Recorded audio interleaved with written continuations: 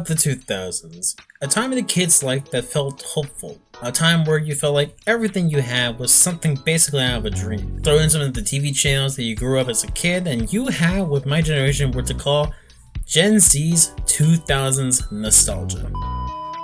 For Gen Z, which is the generation I'm in, these commercials have very much become cultural touchstones in the eyes of us. They weren't exactly the most perfect representation of like the product, and sometimes they kind of almost sound right like an illusion or just straight out propaganda, but the point wasn't just to mindlessly consume just everything that we have just saw. We had a little bit of joy and whimsy in our lives, shared experiences, and just have a sense of identity within most of these commercials. Even kids who never convinced their parents to buy a toy or a snack, they still internalize most of these ads to themselves, and they end up finding it to be a lot more fun and just highly memorable. I'm sure most people have said this before a lot of times now, but it really is that in modern day, I just feel completely just like wanting to just give out the product away and never do anything else. Most TV has kind of just lost all of its magic, and that there's barely anything on that you want to actually see. All these unique aspects of what make most of these commercials on TV feel special just got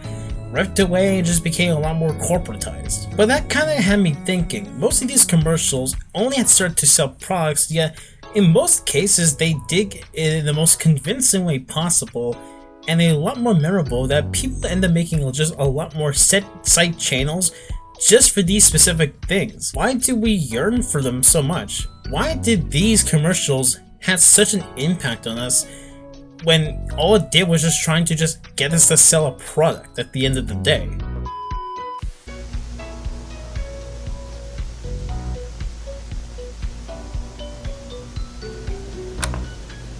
Let's talk about the style and the theatrics of these commercials. On the surface, it felt like it was the only way to get anyone's attention, especially with kids back then having to be interested in what was the ad even saying. But it had a lot more effort than most people and having to give it credit for. For some, they managed to not only create iconic characters for full personalities, but gave them glimpses of what their world is like for them. Sure, most characters in TV shows, you get like 11 minutes, or maybe 30 at best. But with the ads, you only get like a minute or two to sell the product and to give the mascot enough time to get somebody's attention. Not only create something that is both recognizable, but to be associated with the brand and go even further beyond it. This is kind of the one thing I would say that is the most important piece in all of this. They were memorable, catchy, and you can always recognize what their gimmick was even years after their ad has played. When doing research on this specific topic, I came to find that there isn't one true answer that has been set in stone. It's actually been told in like 3 variations that technically all of them could be true. A research proposal by Sofia Mondragon Ruiz does go through the many ways that children being affected by marketing, whether it be through the shown it through a young age when you can develop a certain loyalty to it, the brand being associated with the memory, or that marketing is so effective that it stayed with you even after you bought something from it or not. To give some examples of commercials that you may remember and never bought from, Chia Pets, 2000's, and the Shirley Temple DVDs. To people such as myself, you know the iconic jingle of the Chia Pets, and never once as a kid did I very much think about buying one. I mean, I thought the pots were kind of cool looking like, like cartoon characters, until I realized that it doesn't actually just automatically come within like the thing. You have to grow the plant inside the pot. And that was enough for me just to not buy a Chia Pet, but the Chia Pets look cool. I like the jingle. But that's the thing, the jingle stayed with me. It stayed within like the deepest recesses of my brain, despite the fact that I never wanted the Chia Pet at all. This the same applies for Tooth-Tunes, as I very much saw no usage for it for just playing music on your toothbrush. And the Shirley Temple DVDs were just, I never cared for the Shirley Temple DVDs. Maybe your grandpa was very much interested in the DVDs. I don't know, I don't feel that old yet. And yet they also occupy spaces in my head where I do remember them quite often sometimes. Although there may have been some products that we may have just never obtained at all, or just never really given much of a second thought, we remember what they were. Then we take the exact same thing, but we make it effective, and it's effective marketing. Basically meaning that guy on the TV told me that it was actually a good thing, so I should get it. This is what kids like me at least remember within like commercials for. It wanted our money, but it was selling something that we didn't think about that we needed until now. Sure, it very much wanted our money, but it was doing it in a way where it felt convincing, like it felt actually exciting to see these. One of the best examples of these also is the countless amounts of cereal mascots that have been advertising throughout like years upon years. Trix Rabbit, Lucky the Leprechaun, Tony the Tiger, the Cocoa Bird, Chris Wolf, the Sun Squares, Captain Crunch, Toucan Sam, Cinnamon and Apple. No matter if you thought one of their cereals were trash, you remember and associate their gimmick with the cereal itself. You remember Tony saying that they're great like he was a coach, the Trix Rabbit being foiled from getting his cereal, Lucky the Leprechaun escaping on rainbows, the Sun Squares eating each other like cannibals, or the Cuckoo Bird going nuts when he's near his Cocoa Puffs. It not only became a staple within Saturday mornings, but in general there were just additional cartoons between the breaks of the actual cartoons of themselves. They were just as iconic as the Looney Tunes as well. Though perhaps nothing in the 2000s commercials were absolutely more powerful than fast food promotions that end up tying in within the movie. These ads turned almost the everyday meals into blockbuster events. McDonald's Happy Meals toys were very much must-haves, and they were basically the actual Happy Meal that you would end up actually getting. McDonald's Happy Meal toys were basically a must-have, when the actual Happy Meal was actually making kids happy. McDonald's wasn't the only one that had very much their collective movie tie-ins. Burger King, Taco Bell, and Wendy's also had their very much unique tie-ins within other IPs and properties. And doing this was kind of effective to them because it was basically more other added promotion for the movie for kids that probably have never thought about seeing it, but they got the toy, it looked cool, and it just probably convinced them to go see it. And it was just another thing to add within the collection because you get a free toy out of it. A lot of these fast food chains very much have their most iconic stuff that they very much had an association with. At least specifically with like Burger King, like they very much were like riding on the high tail suspension for a long time. At least until Wendy's also kind of slipped in and also took a collaboration with the Krusty Krab. But I think that specifically, at least with Burger King that I remember, was the whole thing that having to do with the Halloween buckets. Like, they very much just sold in the buckets within like an association with like maybe Scooby-Doo or just like some like Halloween stuff in general. You get like glow-in-the-dark stickers. And to be fair, the bucket was not exactly the most useful thing in the world. In fact, you would kind of forget that you even had this bucket in the first place. It would kind of just always break. Like, we're going down like a whole bunch of like neighboring houses, and you're telling me I can get all that which is fitting within this bucket? We're not doing it. We're chalked at that point. Honestly, I feel more special with having that bucket in hand than more so than actually having the BK crown on an airplane. Regular toy commercials also very much did this as well, and not just within like their own movie tie-ins, but with some of their original toy ideas as well, like the Dreamlight, Zoo Pals, Pillow Pet, Build-A-Bear, to collectible items like the Pokemon cards, Mighty Beans, Hot Wheels, and the ever so iconic that Mr. Beast tried to replicate them. It didn't work, nobody cared for them, but I care for this specific IP in particular, the Trash Packs. A surprise inside of a garbage can. It's the trash pack. And to also the stuff that also expresses your mind, like Legos, Bionicle, and that sand stuff that you can just stick around and make all different types of shit. I don't remember what it is, but I know what exactly it is. So if you were to tell me about specific commercials that had a certain amount of like aura or at least a coolness to them, then you would think of kind of ones that are a little bit more bold in their approach. Things like Pop-Tarts, Sour Patch Kids, the Cheetah Chester, the Noid, the Kool-Aid Man, Mr. Peanut, or the Jolly Green Giant. Or maybe the ones that are just meant for like more health and offer other services, kind of like Mr. Clean, the Charmin Bears, Bob's Furniture Store, the Progressive Ads, and the Gerber Life program. But the ones that I loved the most were the ones that ended up giving the mascots a lot more sense of character and depth to them. Sure, most ads that did have these characters or mascots, they did have some charm, but usually they just end up having their only one gimmick, and that was basically it for them. Think of ones of like the Goldfish, the In-N-Out guys, State Farm, Geico Gecko, and the one I would end up probably crowning as king of mascots that end up making them feel real, funny, but you get a nice kick out of it every time you see one of their commercials, the M&Ms. Yeah, I'm not even joking.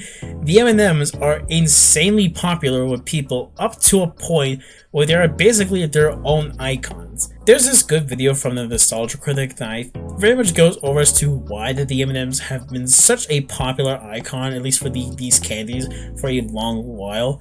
It's a very good video. I honestly highly check it out if you very much are interested in seeing it. So now that you have seen marketing both effective, where you can buy it, and also ineffective, but you'll still remember it, what about the ones where if you were a kid and you fell into like a lot of the actual commercials, the brandings and everything, not only that you end up buying it, but you end up very much keep buying it from that same place because it kept being familiar to you.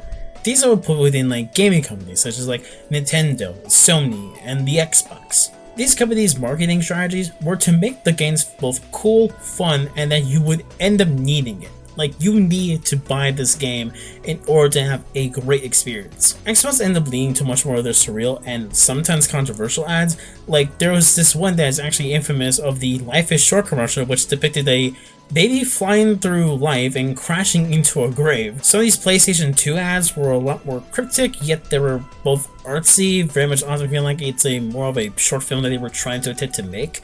And Nintendo was very much meant for the whole family, but they made games basically for anyone to play regardless of your age. For a limited time, buy a Nintendo DS and get a free copy of Super Mario 64 DS at participating retailers. So now you can control all your favorite characters just by touching them. Rated everyone. It was kind of cool being a huge fan of these gaming companies, and what can often be manifested as a sense of brand loyalty, where you have stuck with something for so long that not only that you trust them, but that you'll enjoy the product despite their few hiccups. Now, obviously that kind of thinking has gone flushed down the toilet faster than cleaning a drain pipe, but these game publishers or studios had a lot of influence to a lot of kids in their younger years and when growing up. Activision Blizzard, 343, Bethesda, Bungie, Rockstar, Ubisoft, EA, and Valve, you were or knew someone that had a very distinct loyalty to these brands, as not only are you associated with the company for making these very fun games, but also felt like it took an active part of your stages growing up. Hell, so much so that people often had to fight for which console was better, which that argument ended up dying down basically I think today, and very much having to fight as to which studio just had the better games overall. So this still begs in for the question, why do people still want to have these? Well, it's similar to how most people are kind of going a lot more retro. They were a promise of a better future with technology for things that were given massive improvements. Like, let's be real, a lot of time has very much changed throughout the course of history to the point where things have been going a lot more faster. And then often than not, you can feel as if things are going so fast that people just don't have the time to catch up on anything, and that 1 millisecond of time is very much valuable to you, because if you're not interested in staying for the whole thing, they have to try and make it as fast as possible to get your attention. There's a sense that we have kind of lost a cultural moments that we've been missing throughout the years, where it kind of felt like the whole world and most of the people knew. Like, if you were there for that thing, you knew it was all a shared experience with all each other because we were all connected to it by it. But even so, I can actually think of 3 reasons as to why that this is such a common complaint for basically a lot of people. First, these ads provided a shared experience. Everyone saw them on TV, during cartoons, or before movies. Unlike today's algorithm slop that very much only caters to the attention span of a 6-year-old or individuals with browsing habits, 2000 commercials were a collective cultural moment event. You could show up to school and reference the Kool-Aid Man or any other commercial of that time, and anybody would very much know exactly what you had meant. Second, the commercials had a sense of personality and creativity to them. Today's advertising is often much more prioritized to the sleek designs in the middle of the branding. They claim it's efficient, but let's be honest, they look lame. Like, they just look completely lame. Like, look at McDonald's over here with its iconic red roof. It's a little bit of fun. They have fun with the roof. Oh no, they got rid of it for a boring, blocky, gray, like Roblox developer home as garbage like building. I look at it in the same way as Ryan Gosling's character when he sees that holographic woman saying that he's looking lonely. The 2000s embraced absurdity, humor, and larger-than-life characters. Ads back then didn't just sell, they sold and entertained the customer at the exact same time. And finally, they tapped into the kids' imagination and identity. Whether it was Bionicle lore, Skylanders, cereal mascots chasing bowls of sugar, or a McDonald's movie tie-in, these commercials invited to see that these promotion videos for their product was much more than just that. It became iconic, funny, catchy, weird yet charming in a way that kids loved and that adults remember just as clearly. For Gen Z, the impact of the 2000 commercials go beyond just of nostalgia. There's this thing of looking through the past in rose-tinted glasses, and I agree that not every commercial was kind of like this. They represent a lost era of advertising where creativity and storytelling and a shared cultural touchstone mattered as much as their sales. They create common memories that still unite generations today. And I get that they very much only wanted to sell a product and that most, if not all, companies will never care about what you are as an individual. They only care about what's in your wallet. But I felt like, at least in those moments, I felt like they did at least attempted to care. Like, they gave us the idea that watching these commercials felt worth it. The reason that we have yearned for so much of these commercials in the long run is because that it was a time where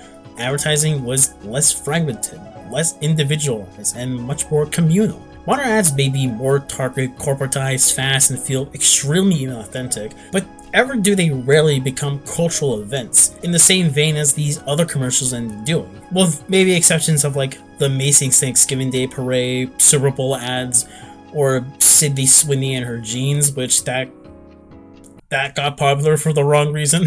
For me, that's kind of like why that 2 decades later, the jingles, the mascots, and the over-the-top visuals of that era still lives rent-free within my head. They weren't just ads, they were something that everybody experienced and everybody just wished that they could end up going back to. If I had the chance for at least some kid, or maybe me, if I end up making like a time machine to very much set myself back to the moments where I would end up experiencing these ads all over again, I honestly would, because they just feel a lot more authentic than anything else. I know a video like mine is not gonna change the heart or sway the minds of big corpo to try and get these commercials back up on the air. And to be fair, I have a very low confidence that would even happen. Like that's I'm not living in La La Land and all that. But it would be nice to very much see children at least growing up with something of a product that feels a lot more just authentic and a lot more friendly and sticks with them for being iconic rather than just looking at them as just another set of eyes as for like another set of green dollars. Children deserve far more better than what they are given nowadays. But yeah, that's about the video. I am experimenting every day